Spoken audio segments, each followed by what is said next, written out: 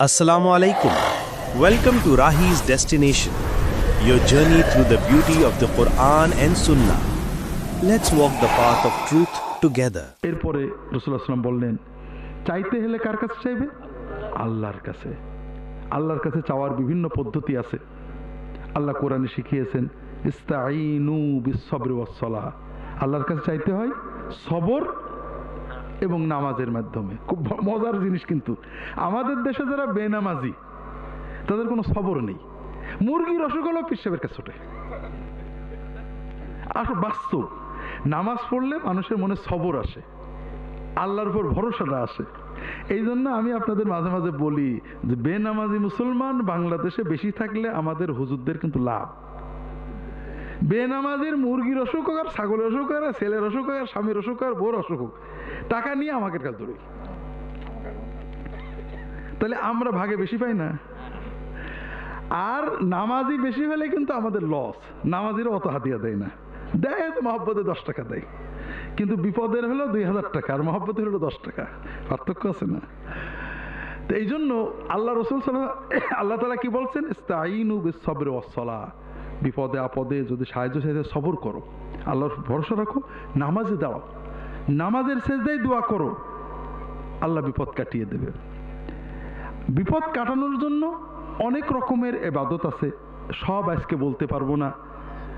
আল্লাহ রাসূল সাল্লাল্লাহু আলাইহি ওয়াসাল্লাম এই হাদিসে আরো কিছু কথা বললেন। এটা শেষ করে আমরা কিছু বিষয়, যে আমলগুলো করলে বিপদ কাটে, যেগুলো করলে আল্লাহর বরকত পাওয়া যায়, কিছু বলার চেষ্টা করব। আল্লাহ তাআলা তৌফিক দান করুন, আমিন। রাসূলুল্লাহ কি বলছেন, ওয়ালাম আন্নাল উম্মাতা লাউ ইজতামাআত আলা আইয়ানফাউকা বিশাইইন লাম ইয়ানফাউকা ইল্লা বিশাইইন কাদ কাতাবাহু আল্লাহু লাক। খুব ভালো করে বোঝো বাবু, যদি বিশ্বের সকল সৃষ্টি, জিন, ইনসান, ফেরেশতা, গৌস, কুতুব, ওলি, আবদাল, পীর সবাই মিলে যদি এক জায়গা হয় যে তোমার কোনো উপকার করবে, আল্লাহর ইচ্ছার বাইরে, আল্লাহর নির্ধারণের বাইরে কোনো উপকার তোমার করতে পারবে না। وأن الأمة لو اجتمعوا على أن يضروك بشيء لم يضروك إلا بشيء قد كتبه الله عليك। আর যদি সারা সৃষ্টি, জিন, ইনসান, ফেরেশতা, মানুষের ভিতরে ওলি, বুজুর্গ, গৌস, পীর, আম্বিয়া সবাই মিলে একসাথে হয়ে সিদ্ধান্ত নেয় যে তোমার কোনো ক্ষতি করবে, আল্লাহর ইচ্ছা নির্ধারণের বাইরে কোনো ক্ষতি করতে পারবে না। কথা বোঝেননি? এটা মনের ভিতরে জোর রাখতে হবে। আর এটা হলো আমাদের বাঁচার পথ, আমাদের দাঁড়িয়ে থাকার পথ। এটা ভুল হলেই শিরকে চলে যাবে। আল্লাহ কোরআন কারিমে সুন্দর করে বুঝিয়েছেন, দরাবাল্লাহু মাসালান রাজুলান ফীহি শুরাকা ও মুতাশাকিসুন ওয়া রাজুলান সালামান লিরাজুল হাল ইস্তাবিয়ান। দুজন মানুষ, একজন মানুষের, একজন চাকরের অনেকগুলো মালিক। বাজারের 50 জন চায়ের দোকানদার একজন চাকর রেখেছে, একজন চাকরের 50 জন মালিক, আর একজন চাকরের একটা মালিক। দুইজন কি সমান? ভালো অবস্থাকার। এক চাকর এক মালিককে কষ্ট হলেও খুশি করতে পারে, আর মালিক যদি 50 জন হয়, জীবন শেষ করলেও সবাই রাগ করবে। এই তোর কখন না বলি চা দিয়ে যা, বলো অমুক ছাড় ডাকছিল, অমুক ছাড় ডাকলে আমি ছাড় না। হ্যাঁ, ঠিক আছে না? যারা ইমানদার তাদের মালিক একমাত্র কে? সে জানে আমার ভালো মন্দ কার হাতে। আমি ছুটি, আমি চাষ করি, ব্যবসা করি, মন্ত্রীর কাছে, এমপির কাছে, চাকরির জন্য ছুটি, কাম করি, আল্লাহর হুকুম করি, কিন্তু ভালো মন্দর মালিক কে? যে আল্লাহ আমাকে আমার চেয়েও ভালোবাসেন, মায়ের চেয়েও ভালোবাসেন, আমার ভালো মন্দ আমার চেয়ে বেশি বোঝেন, ঠিক না? কাজেই মুমিনের মনে কোনো টেনশন থাকে না।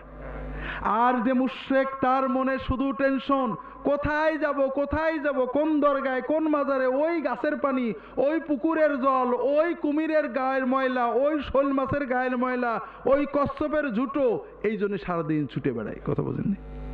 কোনো শান্তি নেই। কোথায় গেলে কে বদদোয়া করলো আর কোথায় গেলে দোয়া পাইলো, এই জন্য ও পাগল, ও মানুষের চেয়েও খারাপ, ও পশুর চেয়েও খারাপ, ও নত জানু, ওর মনটা সবসময় অস্থির। কথা বুঝতে পারেন?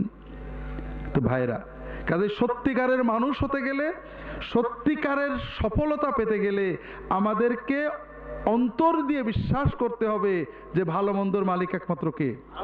আল্লাহ না দিলে কেউ দিতে পারে না, আল্লাহ দিলে কেউ ঠেকাতে পারে না। কথা কি বুঝতে পেরেছেন?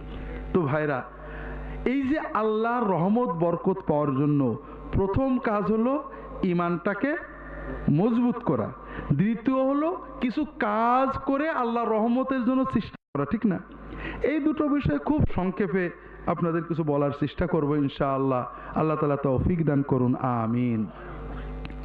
এই ঈমানকে মজবুত করতে হবে। ঈমান খুব সহজ। ঈমানের আরেকটা জিনিস বাদ রয়ে গেছে। এই যে ঈমান আমরা রাখতে গেলে একটা মডেল লাগে। এই জন্য আল্লাহ ঈমানটা দুটো বাক্য দিয়েছেন, লা ইলাহা ইল্লাল্লাহু মুহাম্মাদুর রাসূলুল্লাহ। কথা বোঝেননি? লা ইলাহা ইল্লাল্লাহু মানে কি? আল্লাহ ছাড়া কোনো মাবুদ নেই। আর মুহাম্মাদুর রাসূলুল্লাহ মানে মুহাম্মদ সাল্লাল্লাহু আলাইহি ওয়াসাল্লাম ছাড়া কোনো মুর্শিদ নেই। একটু ব্যাখ্যাটা বোঝার চেষ্টা করি। লা ইলাহা ইল্লাল্লাহু মানে কি? আল্লাহ ছাড়া কোনো, আর মুহাম্মাদুর রাসূলুল্লাহ মানে মুহাম্মদ সাল্লাল্লাহু আলাইহি ওয়াসাল্লাম ছাড়া কোনো মুর্শিদ নেই। তার মানে কি? আমরা ইবাদত করব একমাত্র কার? আল্লাহ। ইবাদত মানেটা কি ভাই? এই যে টুপি পরবো, জিকির করব, দাড়ি রাখবো, নামাজ পড়বো, জুব্বা পরবো, তাসবিহ তাহলিল করব, কোরআন তেলাওয়াত করব, এই যে কাজগুলো করি, এটা সওয়াব কে দেবে বলে আশা করি? এর মানে আমরা ইবাদত করছি কার? আল্লাহ। এখন প্রশ্ন হলো, কোন কায়দায়, কোন তরিকায় দাড়িটা রাখলে, টুপিটা পরলে, পাগড়ি পরলে, জিকির করলে, তাসবিহ করলে, জানাজা পড়লে, কোরআন তেলাওয়াত করলে, দরুদ পড়লে, কোন তরিকায় কামটা করলে আল্লাহ নেবে, সওয়াবটা দেবে? এই তরিকা, কায়দাটা আল্লাহ কাকে শেখাইছিলেন? তাহলে এই তরিকাটা কার কাছ থেকে নেব ভাই? হ্যাঁ, তাহলে মাহবুদ একমাত্র কে? আর মুর্শিদ একমাত্র কে? ইবাদত একমাত্র কার? তরিকাটা একমাত্র কার? রাসূল সাল্লাল্লাহু আলাইহি ওয়াসাল্লামের। এইটা না হলে ঈমান রাখা যায় না। কারণ একটা মডেল তো রাখবে। আমরা সব সময় একটা ভুল করি ভাইরা, কোনো বিষয়ে ঝগড়া হলেই বলি, আরে এত মানুষ করে, অমুক হুজুর করে, এরকম বলেন নাকি? না, মানুষ করে এটা ভালো, কিন্তু মানুষের কর্মকে নবীজির তরিকার বিরুদ্ধে লাগানো যায় না। আমরা যদি সন্দেহ থাকে, কেউ এসে বললে মানতে হবে জরুরি না। আমাদের সবারই কথা আমরা নবীর সুন্নত মতো চলবো। একজন এসে বললে এই দেখো হাদিসে এইটা আছে, তুমি যেটা করো ঠিক না, আমি তার পিছে পিছে দৌড়াবো, জরুরি না। কিন্তু আমি বলবো যে ভাই আমি হাদিস মতো চলতে চাই, আমি হাদিস খোঁজ নিই, যদি আমি হাদিস পাই আমি হাদিস মতো চলবো। কথা বুঝতে পেরেছেন? যখন রাসূলুল্লাহ সাল্লাল্লাহু আলাইহি ওয়াসাল্লামের তরিকায় আল্লাহর ইবাদত আমরা করার চেতনাই সুদৃঢ় হব, আমাদের বাকি কাজ সহজ হয়ে যাবে। ঈমানকে মজবুত করার জন্য আল্লাহর কয়েকটা ইবাদত, ছোট ছোট ইবাদত আপনাদের বলবো, খুব দরকার। এতে ঈমানও মজবুত হবে, দুনিয়ার বরকতও পাওয়া যাবে। তার এক নম্বর হলো নামাজ। এক নম্বর কি? নামাজ আমাদের দেশে আমরা কঠিন করেছি, আগেই বলেছি। আমরা টুপির যত গুরুত্ব দিই, নামাজের তত গুরুত্ব দিই না। আসল কিন্তু তা না। নামাজ টুপি থাকলে টুপি মাথায় দিয়ে, না থাকলে খালি মাথায়, না থাকলে খালি গায়ে, না থাকলে ন্যাংটো হয়ে। নামাজ কিন্তু ন্যাংটো হয়ে পড়তে হবে। নামাজ মানে কি? আল্লাহর দরবারে বান্দা হাজিরা দেবে, যতটুকু পারে ততটুকু দেবে, এতেই 16 আনা সওয়াব পেয়ে যাবে। আর টুপি থাকলে টুপি মাথায় দিয়ে, টুপি থাকলে টুপি খুললে দোষ হয়, টুপি নেই, টুপি ছাড়া পড়লে আপনি পুরো সওয়াব পেয়ে যাবেন। জামা নেই খালি গায়ে, কাপড় নেই ন্যাংটো হয়ে, ওযু নেই তায়াম্মুম করে, সূরা কেরাত জানেন না, শুধু চুপ করে দাঁড়িয়ে থেকে অথবা সুবহানাল্লাহ পড়ে নামাজ পড়বেন, এতেই 16 আনা সওয়াব পেয়ে যাবেন। কাজেই নামাজ আমার খাওয়ার মতো। অনেকে বলে হুজুর টুপি নেই, হুজুর সূরা কেরাত জানি না, নামাজ পড়ি না, আছে নাকি এরকম? কিন্তু কেউ কি বলে হুজুর খাওয়া দাওয়া প্রায় 1 মাস খাইনে, কারণ বউ শুধু আলু ভর্তা ভাত রাঁধে, আমি ইলিশ মাছ পাইনি বলে আর খাইনে, আছে নাকি এরকম? হ্যাঁ, নেই তো। কারণ আমরা জানি খাবার খেতে হবে, ভালো হলে ভালো, নইলে যা পাওয়া যায় খেতে হবে, নইলে কি হবে? দেহটা মরে যাবে। নামাজ আমাদের আত্মার খোরাক।